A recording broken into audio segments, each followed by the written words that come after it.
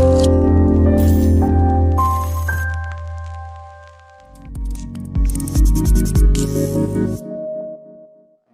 rabbi shrah li sadri wa yassir li amri wahlul 'uqdatam min lisani yafqahu qawli. Subhanaka la ilma lana illa ma 'allamtana innaka antal alimul hakim. Wa la haula wa la quwwata illa billahil aliyyil azim.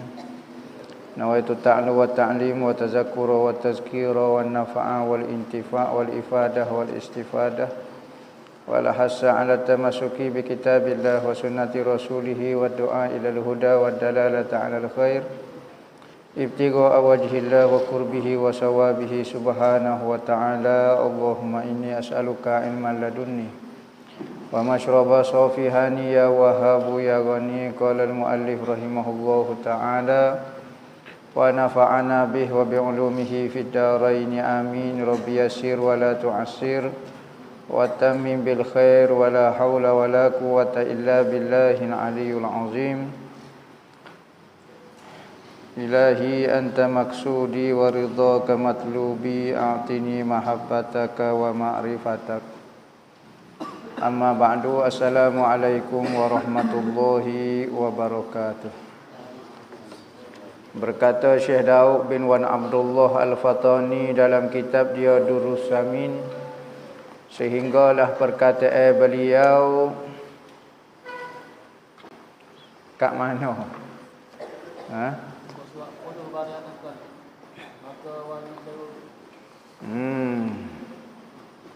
Muka surat 10 baris paling atas. Maka wajib daruri itu kita sebut dah. Hukum akal ini ada 3. Wajib, mustahil, harus. Wajib pula, wajib akal, daruri, terbahagi kepada 2. Pertama daruri, kedua nazari. Daruri ni dia panggil automatik, benda yang sangat mudah, tak perlu fikir. Yakni jawapan ya, yang tidak perlu kepada fikir. Contohnya kita makan lada, kita pun rasa pedas. Orang tanya pedas ke tak? Ya. Kau kena mikir dulu. Seminggu duk mikir pedas ke tak? Tu ada berjelas dah. Tak perlu fikir. Ada jawapan kita beri secara spontan. Puyuk panas, kita pergi pegang. Panas kau sejuk ni. Kita pun jawab ya. Seminggu baru jawab ya. Netuk dah tangan. Automatik apabila kita jamah panas, orang tanya panas. Oh ya, panas. Automatik. Tak payah kata mikir. Itu dipanggil daruri. Kalau jawab ya tapi perlu kepada fikir. Contohnya, 1 itu separuh daripada 2. 1 separuh daripada 2. Kalau orang berat, dia kena fikir. Nazari bagi dia. Supaya kita kata Tuhan bersifat dengan kudrat, Tuhan bersifat dengan kidam. Betul, ya. Tetapi kita nak jawab ya tu kita kena mikir. Ya Allah kodok Tuhan. Kita fikir baru ya. Maka benda yang berhajat kepada nazar, perhatian, maka dipanggil nazari. Ingat siapa mati benda ni. Jangan duk ulang 14 kali. Ngaji biar konsentrik. Ngaji biar reti tumpu. Jangan ngaji sungguh ni kita beri kepada orang ngaji you saja. Orang ngaji pondok tak payah ngaji sungguh sama manalah. Sebab ya wali. Jangan lagu tu. Kita lah sepatutnya hok ngaji sungguh ni sebab kita ngaji kerana Tuhan dah, tak ada makna lain. Dah rasa pondok. Nak sijil tak ada. Nak pakak tak ada. Maka biasanya lah kita tak tahu niat masing-masing. Biasa orang ngaji pondok ni kebanyakannya ngaji lillahi ta'ala. Sebab dia nak cari apa dia di pondok. Tak ada benda di pondok. Hanya pondok menyediakan Allah dengan Nabi Muhammad sahaja. Ilmu untuk berkenalan dengan Allah dan Nabi Muhammad tu sahaja. Untuk sijil tak ada. Maka apabila kita belajar niat molek dah, maka biar bersungguh-sungguh. Jangan buat apabila kerana dunia, kerana lain selain daripada Allah bersungguh-sungguh. Tetapi apabila kerana Allah tak perlu bersungguh-sungguh dah. Ada orang kata, bapa orang Islam ni pemalas. Bapa orang Islam ni tahu kerja tak disiplin lah, tak gapo. Bapa kita tengok orang kafir, tahu rajin lah, sungguh-sungguh. Kita tengok dia buat filem lah itu. Filem orang putih dengan kita orang Melayu. Bodohnya lah. Beza bumi dengan langit. Lukisan kartun dia lah itu. Kita kartun pogah muka supaya kena sepak hero. Kecek seminggu baru tubik sorok. No. Tapi kartun lukisan comelnya. Apa pun dia buat comel-comel, jadi-jadi. Rumah dia pun comel-comel. Apa? Kerana orang Islam ni ya betul akidah. Apa kaitan betul akidah dengan jadi malah? Kerana syaitan nak tipu kita kok tu lah. Syaitan nak lemahkan kita dari sudut tu. Akidah kita ya tak boleh dah. Lepas tu orang kafir tu apa jadi molek? Ya tak tipu dunia dia. Sebab dia boleh dah dia. Okay? Kekafiran itu sudah syaitan boleh dah. Maka tak perlu lagi dia ganggu di malah. Tak payah ganggu, tak payah. Sebab kita benar dah. Kita dapat dah akidah dia. Maka dari sudut kerja jadi sungguh orang kafir. Oh, sebab apa? Sebab apa syaitan tak ganggu? Kerana syaitan dah boleh benda paling bernilai dalam hati dia, iman. Kita tak wi iman kita ke dia. Korek syaitan. Maka apabila benda bernilai dia tak boleh ambil, dia akan cubit hok sikit-sikit ni. Dari sudut perangai, dari sudut sungguh kita dia ambil, dari sudut pemalas kita dia lagu tu. Buat alasan buat gitu ngaji sungguh nak jadi alim ni payah sukar, bukan mudah. Semua orang nak jadi alim, tetapi sanggup kau tidak nak menghadapi, nak jadi alim, nak belajar, tu ramai tak sanggup. Supaya orang nak hadiah yang nombor 1 tapi malah unggah, berat nak berlomba lari, ya, nak dapat nombor 1, ya, unggah, tak si unggah. Gila lagu ni. Buat lagu dia lagu mana? Ni bukan cerita sang kura-kura dengan arnak ni. Wajib nazari. Maka wajib daruri itu wajib nazari pula. Wajib daruri itu barang yang tiada berkehendak akal pada mendapatkan dia akan barang, tidak berharap ke apa? Tidak berhajat kepada tilik, yakni perhati dan fikir, dan kepada cara seperti tahayyuz bagi jirin. Contohnya bertempat. Tahayyuz memenuhi ruang. Tu istilah dia panggil tahayyuzin. Memenuhi ruang bagi jirin. Yakni mengambil tepat qadar zat dia. Maka makna tahayyuz itu mengambil qadar zatnya daripada lapar. Jadi jiring, apabila kita sebut jiring, mesti dia perlu ruang untuk dia penuh ke tubuh dia. Gelas ni memerlukan ruang yang sama besar dengan tubuh dia. Kalau tak ada ruang, sudah dia nak buat lagu mana. Kerana tradisinya jiring memang berhajat kepada ruang. Apa saja benda berjiring, tubuh hana ko, siapa dia ko, semua berhajat kepada ruang untuk dia hadir. Tengok tubuh hana ni. Tu ruang, nak juga kepada ruang. Hak tu benda wajib, tak perlu fikir. Automatik apabila orang kata benda ni berjirim, mesti perlu kepada ruang kosong untuk dia duduk di situ. Ikan berak terjun. Ikan duduk dalam air, salah. Ikan duduk di celah air. Ikan tidak duduk di dalam air kerana air itu adalah jirim. Jirim tak boleh masuk dalam tubuh ikan. Dia duduk luar ikan. Berarti ikan duduk dalam air ke? Duduk di celah-celah air. Masuk. Ikan terjun, maka air pun beri ruang qadar bentuk ikan tu untuk dia hidup. Tak boleh kalau air tu keras kejung lagu tu, ikan tak boleh terjun. Terjun lagu mana? Dipenuhi air dah. Air juga jirim. Maka tak boleh penuhi. Air kena buka sikit ruang untuk dia terjun. Sebab tu kalau benda masuk dalam air, bola ke gapo, air tu akan naik. Kerana apa? Kerana ruang dia sudah diambil oleh bola dan dia perlu ruang sebelah atas lagi. Naik. Bukan air tu bertambah. Air tu bertambah. Tak bertambah. Tetapi ruang dia di tengah tu sudah dipenuhi oleh bola. Lagu tu. Tu jirim, tak payah fikir.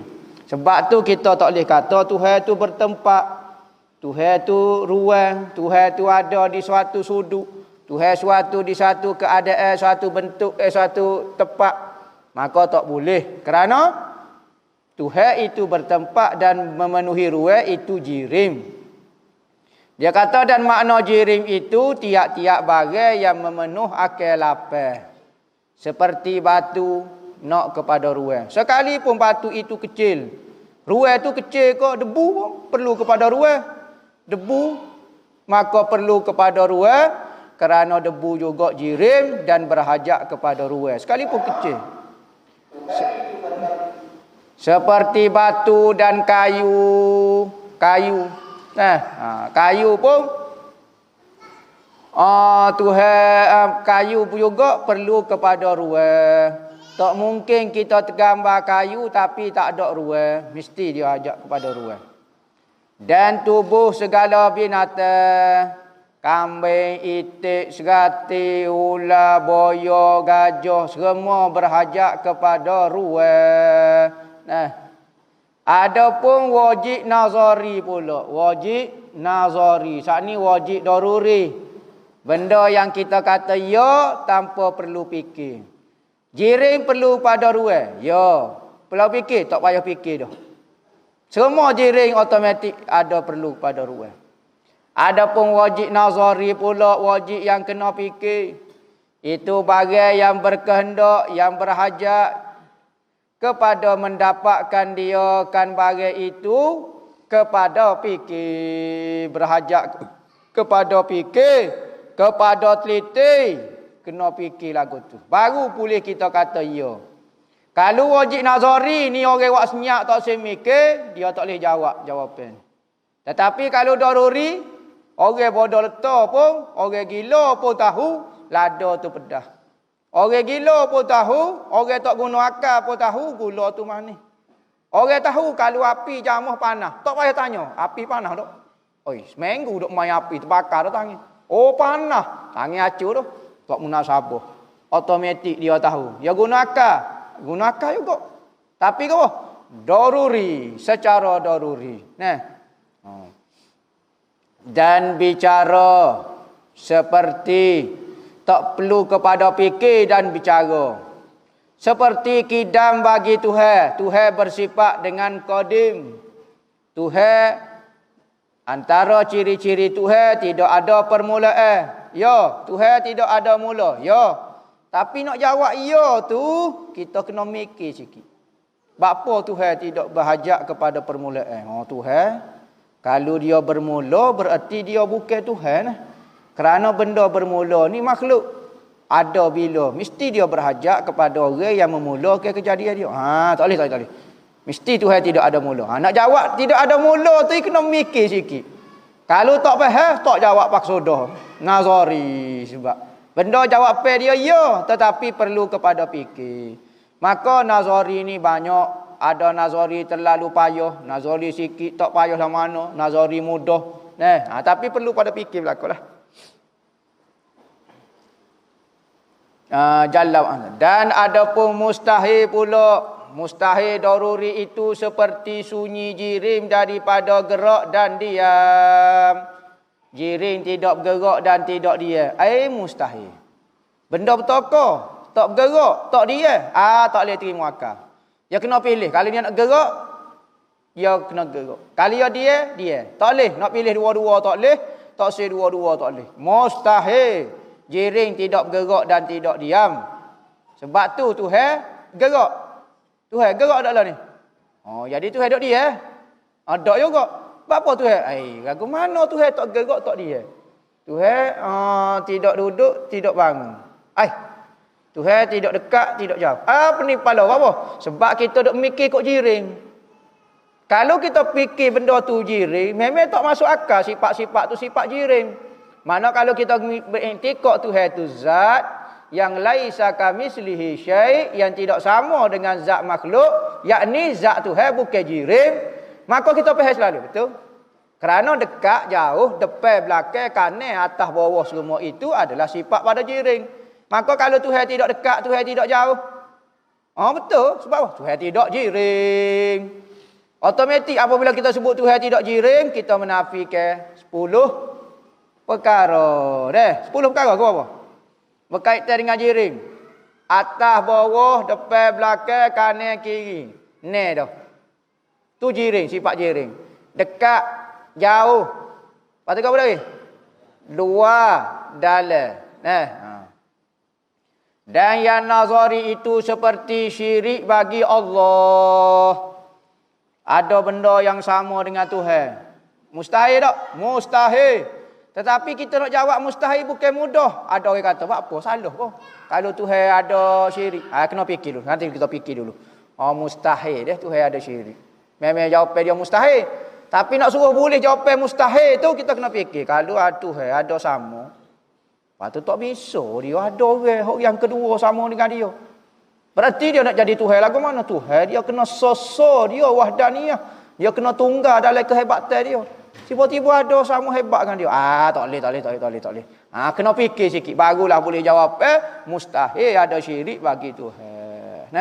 Sebab tu orang kalau siapa peringkat martabat iman lagu ni, tak berlaku dah syirik bagi dia.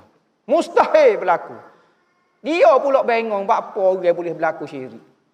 Buatlah kata ada Tuhan selain Allah. Tak jadi syirik. Memang tak ada akan berlaku pun syirik ni. Syirik ni benda mustahil. Tak wujud sama sekali. Tetapi ada orang jadi kafir kerana sengkah sahaja. Benda tu tak berubah pun. Tak wujud pun benda yang sama hebat dengan Tuhan. Tapi disengkahnya benda tu ada. Maka kerana sengkah dia sekalipun tidak berlaku, maka jadi syirik bagi dia. Ta'ala Allahu anzalika uluwan kabira. Maha suci, maha tinggi Allah Ta'ala. Tidak layak Tuhan daripada demikian itu syirik sebagai tinggi yang sangat hebat. Tuhan tidak layak dengan benda itu. Berarti kalau Tuhan ada syirik, berarti Tuhan itu benda rendah, benda hina. Maka mustahil sekutu bagi Allah tiada didapat melainkan kemudian daripada nazari, kemudian daripada kita perhati, kemudian daripada kita fikir.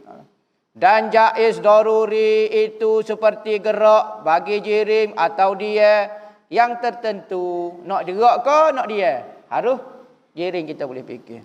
Dan yang nazari seperti menseksa akal orang yang muti, orang yang taat.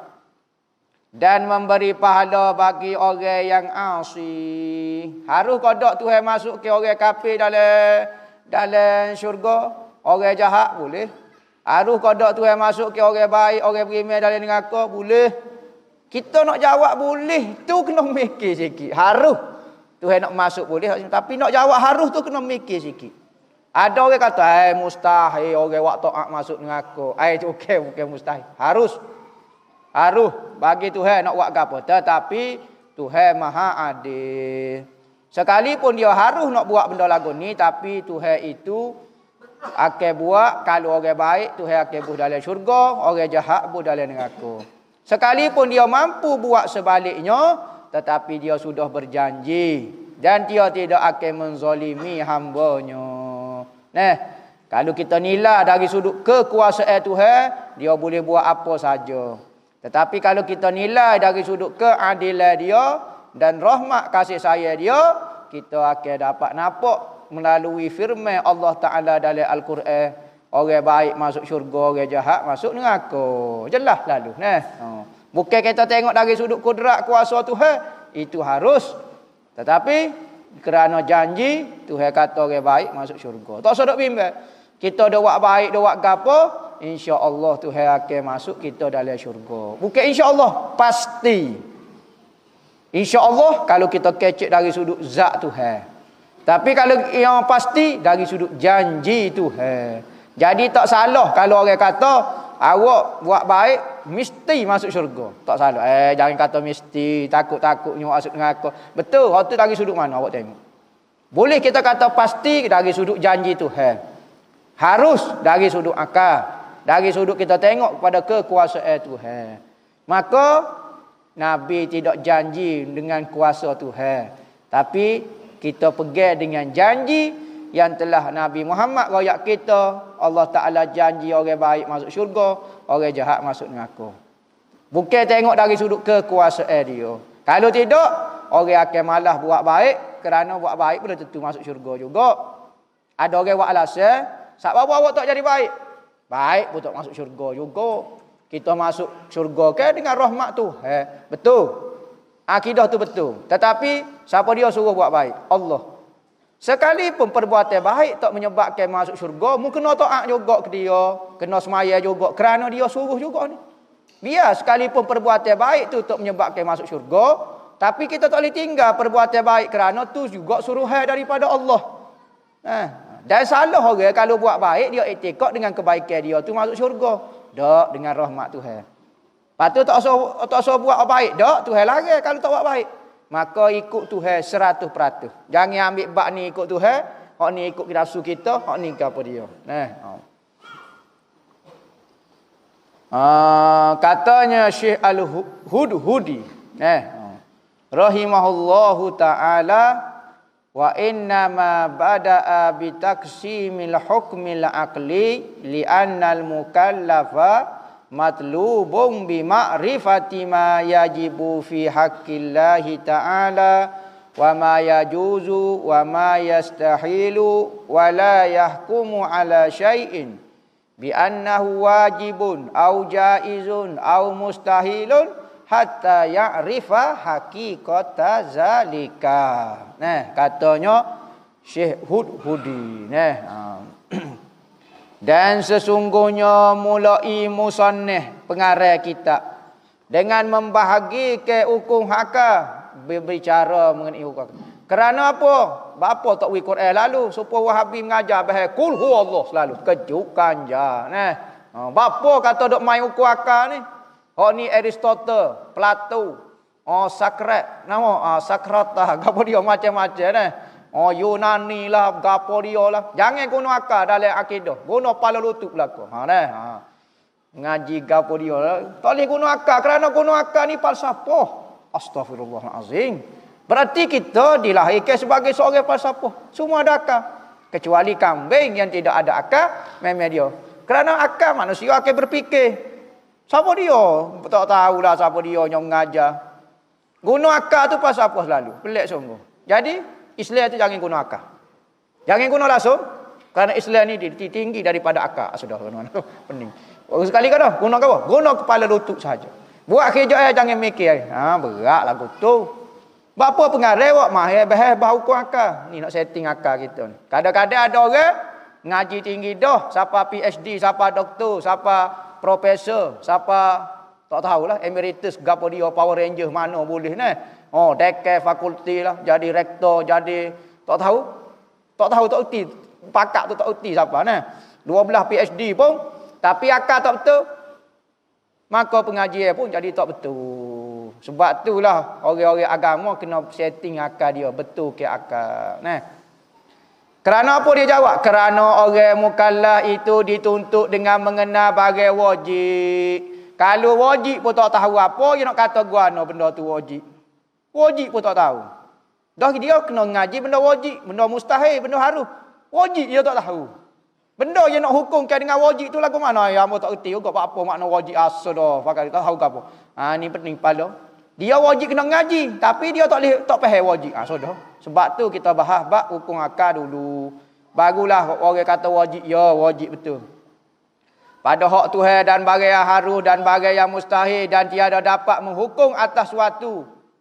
Bahawasanya ia wajib atau jaiz atau mustahil hingga diketahui akal hakikatnya, yakni hakikat hukum akal. Barulah dia boleh faham nak kata benda ni wajib mustahil ke harus.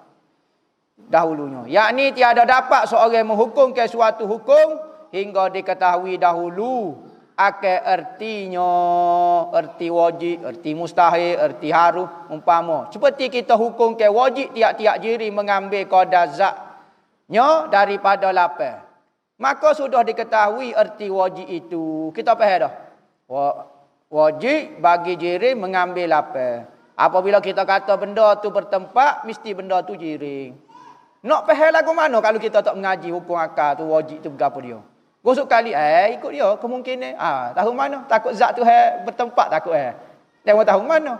Tak ada Tuhan tak sebut kata Tuhan tidak bertempat. Tak ada sebut. Tak ada. Sudah. Tak pening jadi. Tak pening lagu tu. Takut Tuhan boleh bertempat Cuma dia bisa lah tapi dia bertempat. Duk cokoh. Tangan 1000. Rempah baba duk tidur tu kau. Nampak? Ikut dia. Macam-macam. Jadi manusia jadi kepeningan. Maka kena mengaji dulu.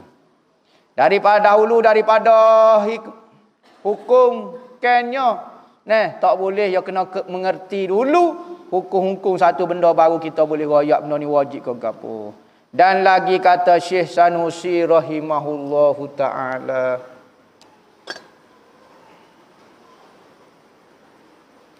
orang pondok ni antara kitab wajib dipelajari ni Durusami.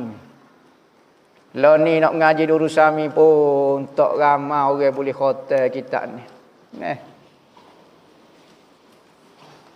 Ambo tak silap ambo 3 hari ambo baca kitab ni Durusami. Khatam daripada awal sampai akhir.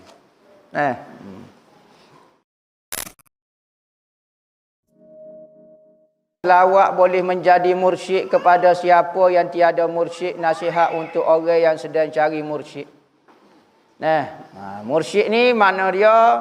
Seorang kekasih Tuhan, seorang soleh, seorang yang jujur, zahir batin dia, yang mampu membawa kita kepada perangai yang baik. Sama dengan dia, boleh kenal Tuhan dengan cara bersih dan sofi. Maka orang lagu ni kadang-kadang payah nak dijumpai. Kadang-kadang jumpa dah tapi kita tak menilai dia sebagai mursyid. Kerana kita ni orang jahil.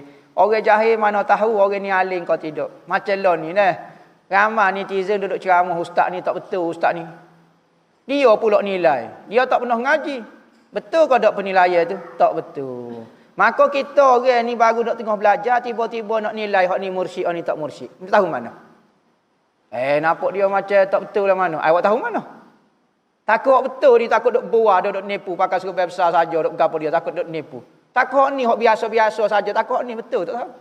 Sudah.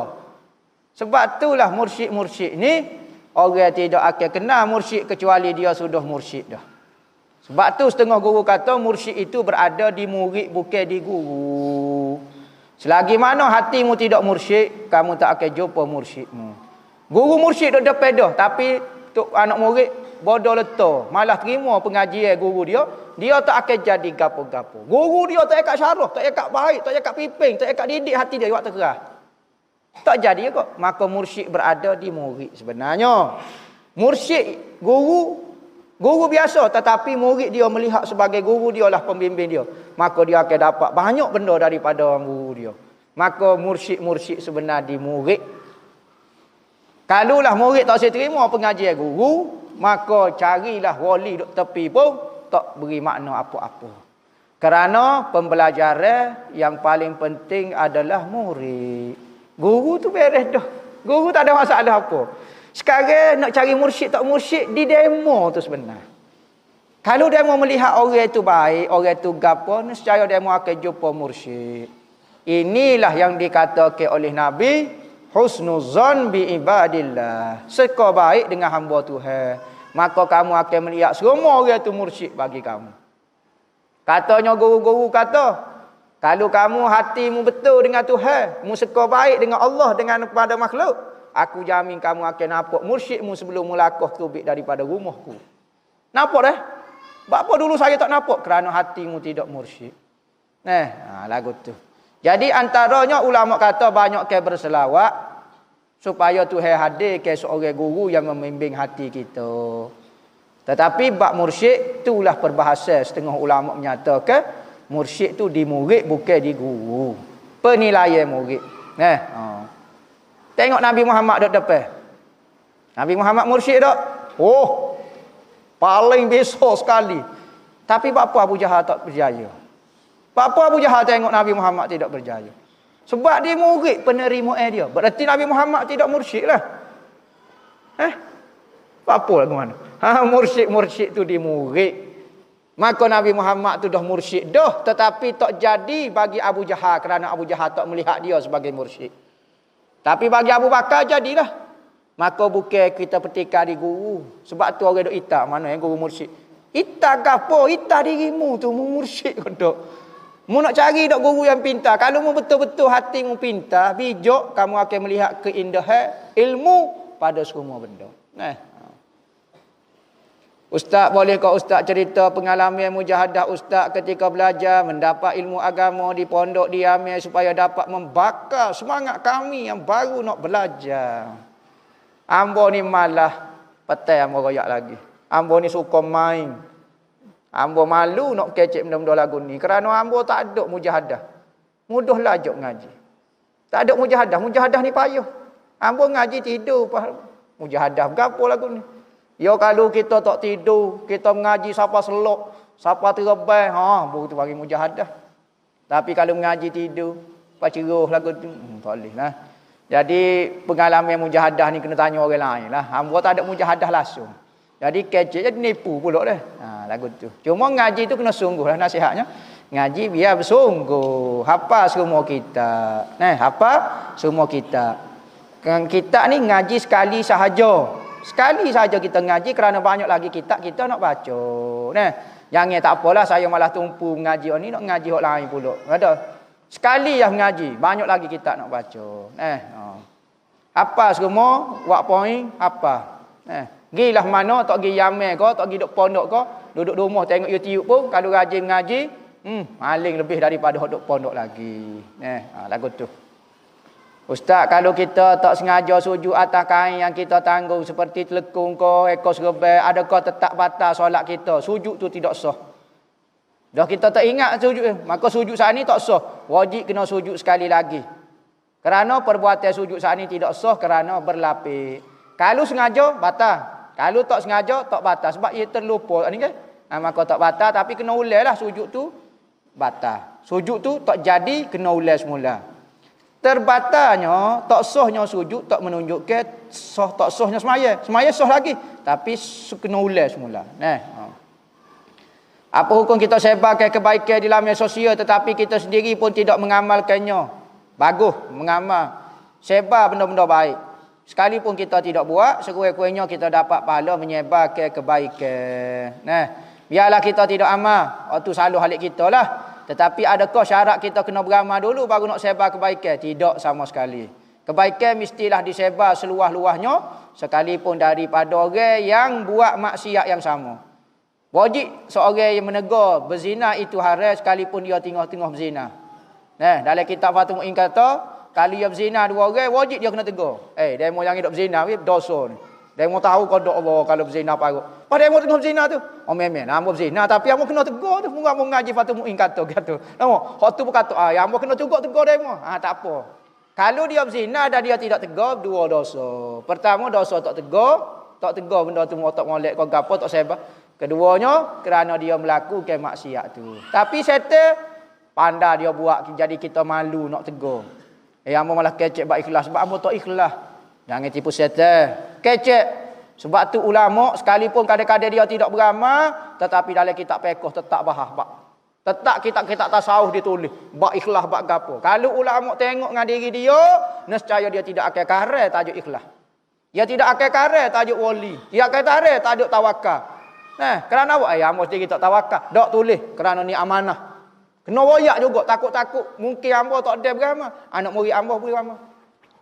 Maka ilmu itu sekalipun tidak diamal, wajib disebarkan.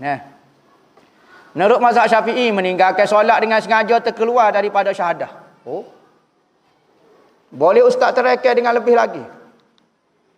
Tinggal semaya keluar daripada syahadah. Ambo tak tahu ni. Betul kodok ibarat ni. Dalam mazhab kita, meninggalkan sembahyang hukum dia fasik dan hukum hudud bagi meninggalkan sembahyang walau satu waktu hukum dia mesti dipancung leher dia kalau dia tak sembahyang. Walaupun dia beriktikad sembahyang itu wajib, tapi saya malah, saya nak kerja, saya nak cari pitih, saya sibuk, saya menteri, saya bergapo ko, ada pakak saya kaya dah ko, wajib kena kerak tekak sampai mati. Jarang kerak tekak tak mati. Kerak dah, putus dah. Tak mati kakak tu. Tu pelik tu. Biasa kerak tekak ni mesti mati. Yang ni kena bunuh dengan cara kerak tekak. Jangan behel elektrik, jangan selai dalam air, jangan. Tu dalam mazhab kita. Dia tidak jadi kafir lepas pada dibunuh, dijahit semula tekuk dia. Takut payah ke, takut jatuh tangan mandi apa semua ikut jahit. Lepas tu kafir-kafir apa dia apa semua semaya mayat apa semua tanya di perkuburan Islam. Tapi kalau dia engkar kefarduan sembahyang, semaya tak wajib datang hamba-hamba ni wali kutub ke wali gapo ke wali terkutuk ke gapo dia, maka dia tak semaya, dia tak puasa, dia jamuh bini orang gapo dia, maka hukumnya jadi murtad. Maka dibunuh juga. Ya dibunuh, tapi atas jalan dia murtad jadi kafir. Maka bila dibunuh, harus mayat dia dilempar kepada boyo ko, kepada rimau ko, gajah ko, boleh makan mayat. Tak syarat kita urus dah sebab mayat orang murtad. Tu maksud dia. Tapi Imam Syafi'i sendiri kata meninggalkan solat keluar daripada syahadah ni hamba tak tahu, tak boleh nak komen, hamba tak ingat ibarat ni nah. Mazhab Ahmad Ibn Hanbal kata, man taraka salata muta'ammidan faqad kafara jihara. Siapa dia meninggalkan sembahyang dengan sengaja, maka kafir jelas-jelas. Kafarah jiharah, kafir jelas-jelas. Maka mazhab Hambali kata, apabila orang itu tinggal sembahyang, tak payah qada. Apa? Sebab dah jadi kafir, nak qada lagu mana? Oh, jadi kafir. Oh. Orang Islam, mazhab Syafi'i, tinggal sembahyang, tak jadi kafir lagi. Sebab dia suruh qada. Mazhab Hambali, dah kafir nak qada lagu mana? Mungkin kena Islam mula, mengucap mula, baru nak qada sembahyang. Kerana tinggal Islam semaya tu jadi kafir. Faqad kafara jiharah. Tu syarah dia. Hok hamba tahulah, hok lain tak tahulah. Imam Syafi'i sendiri kata lagu tu hamba tak tahu. Apa hukum melihat aurat budak-budak yang belum balik terima kasih? Okey. Aurat budak-budak belum balik hukum dia kalau tengok naik nafsu hukumnya haram. Tetapi kalau kecil budak baby misalnya, tengok saja-saja. Ada makna? Tak ada nafsu pun. Tak boleh juga. Lainlah kalau ibu dia, orang yang mengasuh dia, nak asuh eyok dia ke apa, maka kena buka pamper. Ni suruh pakai jubah budak tu. Lepas tu nak urus lagu mana? Jangan itu buka aurat-aurat. Nak pakai seluar panjang, nak basuh lagu mana lah. Budak kecil besar lagu tu. Maka tak apa tengok. Tak apa dari sudut untuk menguruskan dia. Bukan ada makna. Ni tak saya saja nak tengok. Jumpa budak suruh pecah kain lalu. Pelik kata. Saja-saja tak dosa ke? Pelik jadi perangai jadi pelik lah, jadi keganjilan. Dia panggil. Dia panggil planet asing. Orang planet asing panggil. Mohon tanya orang yang suka menyihir orang apa balasannya. Ada pendapat kata orang yang beramal dengan sihir boleh jadi kafir. Kerana amalan dalam sihir ini ada kadang-kadang menyembah iblis, menyembah syaitan, memuja, yakni memuja sini maknanya menyembah.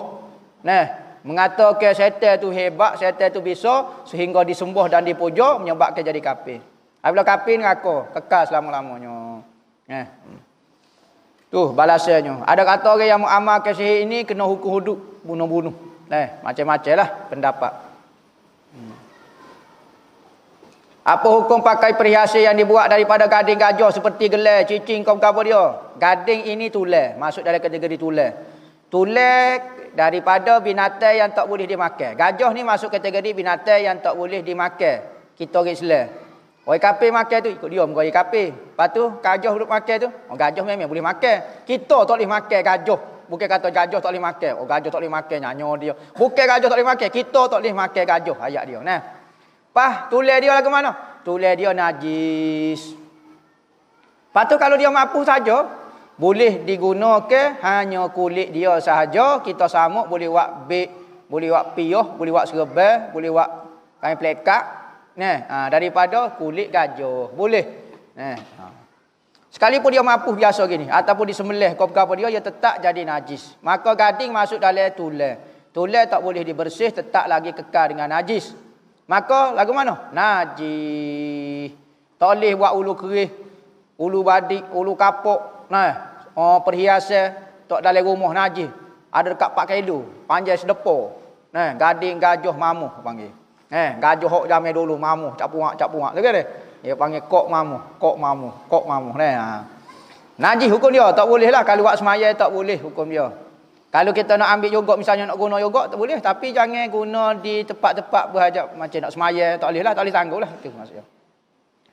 Saya selalu sedar lewat maya subuh. Adakah perlu niat qada ataupun niat subuh macam biasa? Sedap. Mana boleh? Dia tubik dah keluar daripada waktu subuh, tak boleh semaya niat standard niat standard KL. Mana boleh? Maka kalau kita niat biasa, jadi qada juga. Kerana semaya di luar daripada waktu dia, automatik jadi qada. Wajib qada sebut perkataan qadaan? Tidak wajib. Automatik apabila semaya keluar daripada waktu, dah jadi qada. Orang ni kena berusaha bangun semaya subuh. Sebagaimana kalau orang janji nak uji PT kita, PT bering kau, PT berapa 4 juta, pukul 3 malam, tak tidur malam tu. Pok kita. Tapi apabila janji dengan Tuhan nak maya 2 rakaat ya subuh, tak si bangun. Bahasa apa kakak? Minat PT. Tuhan tak minat langsung, biar ada gak rogbah. Biar ada gak minat Tuhan. Sekalipun kita nipu-nipu, walau minat gak. Penak setara mana kalau PT 4 juta kita sanggup bangun kata Tuhan bernilai tu kau. Oh berani demo. Nah, gada Tuhan dengan dunia yang sementara. Jadi kena berlatih semaya subuh. Memang penatlah mula-mula, tapi usaha mujahadah. Jangan buat main-main, jangan buat rengeh-rengeh semaya ni. Tu perjanjian kita dengan Tuhan. Tuhan kata kalau mu semaya dan tak mensyirik ke aku janji syurga kat mu. Kita janji dah, okey? Ni kita tak semaya nak syurga. Janji gapo demo lipat awal lagi perjanjian ni. Kontrak terbatal. Lagu tu. Ustaz minta maaf ganggu ustaz. Sudah. Saya ingin tanya satu soalan dekat ustaz. Jauh pun tak apa. Jika seorang itu telah derhaka kepada ibunya. Ibu siapa ni? Tetapi ibunya telah maafkan dia. Adakah dia masih tidak akan masuk ke dalam syurga? Atau sebaliknya minta pencerahan? Oh, dia minta maaf. Jadi anak solehah. Anak solehah mula dah. Kok masa dia derhaka tu lah jadi anak tolehahnya. Tolehah. Lagu tu. Jadi dia minta maaf, dia ibu dia maaf, redha dah, tak ada masalah dah. Tapi kalau seorang tu berdosa tapi ibu dia maaf dah, dia tak minta maaf kan? Ibunya saya kok anak, tapi anak tu derhaka, ibu dia maaf. Lagu mana? Tetap dia berdosa dengan Tuhan. Kerana berdosa dengan berderhaka kepada ibu bapa, dosa dua pihak. Pertama dosa lawan Tuhan kerana wajib taat kepada ibu bapa, so dosa. Kedua, dosa dengan ibu bapa. Kalau ibu bapa tu maaf pun ada lagi hak dengan Tuhan tak terlepas. Sebab itulah kalau dia tidak maaf tapi mak dia sia, hamba maaf dia tidak minta maaf, maka tak boleh. Dia kena minta maaf biar ibu dia maaf dulu. Kalau ibu dia maaf pun kena minta maaf dengan Tuhan pula. Ustaz, bila tubuh ada najis, contohnya percikan air kecil. Air kecil. Buih air kecil. Air kecil. Ingat lawan air besar. Percikan air kecil. Kecil lah maknanya air kecil. Air kecil ni pelik. Buih air kecil. Dia sebut pening jadi perkataan. Percikan air kecil. Apa hukumnya kalau kita mandi wajib tanpa membersihkannya dulu? Adakah masih sah mandi wajib itu sah? Khilaf di antara Rafi'i dengan Nawawi. Jadi sah. Sekali bertelan, sekali dengan basuh najis, sekali bertelan angkat hadas besar lalu. Tak apa, tak ada masalah apa. Nak minta ustaz doa ke saya Ahmad Harith. Ada duk hospital ni, ada buat operation. Semoga saya sihat supaya sekala minta doa.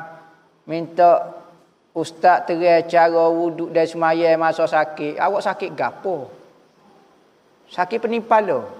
Kau sakit ada sakit ujung sikit, tangis sikit. Saya nak tahu lagu mana? Tahu cara semaya, cara wuduk. Kalau dia kata saya patah tangan, patah kaki, lo ni balut accident, kerah kejung macam robot kok kata, kita boleh royak. Jadi semaya macam biasa. Itulah saja jawapan dia. Semaya sekadar kita mampu. Sekadar mana tak tahulah. Hang tak nak royak sebab sakit tak royak, sakit kamu dia. Malulah ustaz nak royak. Tak apalah. Jadi kita pun maya macam biasalah gitu. Mudah-mudahan sihat walafiat dah. Apa hukum tak bagi nafkah dekat isteri? Isteri suruh saya berhenti kerja. Dia urus anak-anak. Isteri yang kerja. Pas saya tak kerja tak boleh beri nafkah. Sudah. Ya awak duk ikut isteri awak pok tolong lagu ni pelik sungguh. Dia lari kita kerja. Lepas tu dia minta pitih dengan kita. Lain kita ni tok bomo. Seluk dalam gol ni tobik pitih. Dah kita tak kerja tak ada pitih. Ya kita ikut isteri kita ni buat apa? Suruh dia berhenti urus anak-anak tu kalau kerja pening dia jadi masalah lalunya. Suruh dia cara ke anak-anak. Kita jangan jadi babysitter, jadi cara ke anak pakai teropoh, pakai apa dia. Nani cara ke budak ni orang tino. Orang jatuh kena kerja. Jangan ikut pala bini kita lagu ni. Suruh dia cara ke anak kita pula. Kau kita gini. Minat cara ke anak. Tak apalah awak jenis body kata. Awak lagi kerja saya lah. Minat cara ke umur. Doleh. Jadi tukar takir hukum hakim. Hak jadi tukar takir. Dosa habis tak tahu ke mana alik. Jadi tukar watak. Awak kerja, isteri awak cara ke anak. Barulah tak ada alasan soalan pening lagu ni tak wujud atas muka dunia Tuhan. Ustaz boleh tak kita tambah rakaat solat sunat, contoh niat 2 rakaat duha. 2 rakaat tengah solat nak tambah tak boleh. Tak boleh. Kalau sembahyang sunat mutlak boleh. Sembahyang sunat mutlak tak ada sembahyang gapo-gapo saja aku sembahyang sunat 2 rakaat kerang. Lepas pada 2 rakaat suruh sedap pula tambah 2 rakaat boleh. Tambah 1 rakaat kau ikutlah terpulang kepada kita. Tapi kalau sembahyang duha tak boleh. Sembahyang hok ada dah maksudah ni tak boleh. Sembahyang sunat mutlak saja boleh tambah-tambah lagu ni dan boleh kurang-kurang. Amo saja aku sembahyang sunat mutlak 100 rakaat kerana Allah. Allahu akbar 2 rakaat sungguh-sungguh sakit pinggir Oh pakai nak berhenti berhenti 2 rakaat. Niat 100 rakaat pakai boleh niat rakaat tu berhenti boleh tapi kena tukar niat dulu baru boleh berhenti. Ustaz kalau jadi imam maghrib lepas baca Fatihah kena bagi lalu kepada makmum untuk baca al-Fatihah pula. Masa tu apa perlu baca tu imam? Kau tu imam kena senyap saja siapa makmum habis baca Fatihah. Sunat bagi tu imam lepas pada waladhdallin tu berhenti sebentar. Rabbighfirli wa bil walidayya wa li jami'il muslimin. Amin. Amin 4 wajah dah boleh baca. Lepas pada amin dengan surah sunat berhenti. Hak ni saktah dalam semaya paling panjang iaitu qadar baca Fatihah makmum. Tu imam jangan mula ke baca surah sehingga makmum baca Fatihah sampai habis kerana menyebabkan terganggu. Terganggu apa? Dia nak baca Fatihah nak dengar baca tu imam lagi. Maka lagu mana? Duk senyap tu baca apa? Hak afdalnya baca ayat Quran yang mengandungi doa. Rabbana atina fid dunya hasanah wa fil akhirati hasanah wa qina adzabannar. La tuzigh qulubana. Ayat Quran tapi ada ganda doa. Kalau tak boleh baca ayat Quran saja.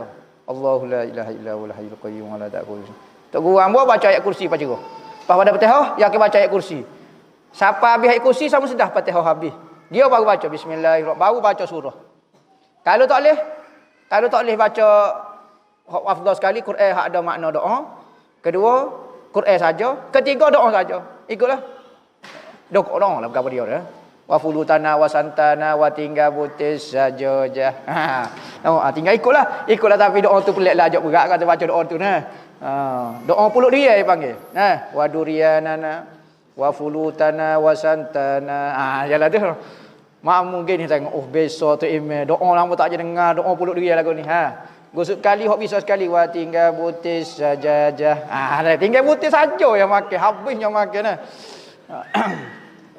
Ada ke waktu hari solat lepas tu boleh kau qada pada waktu itu. Gini. Waktu semaya hari ada 5 waktu tengah dalam sehari ada 5 waktu. Lepas semaya fardu subuh, lepas semaya fardu asar. 3 lagi waktu ketika bila? Ketika naik matahari sampai matahari segala.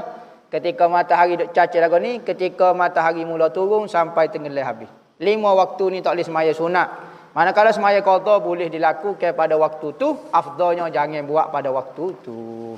Makruh dalam kita kata makruh tahrim, yakni makruh bermakna haram. Wallahu a'lam. Al-Fatihah.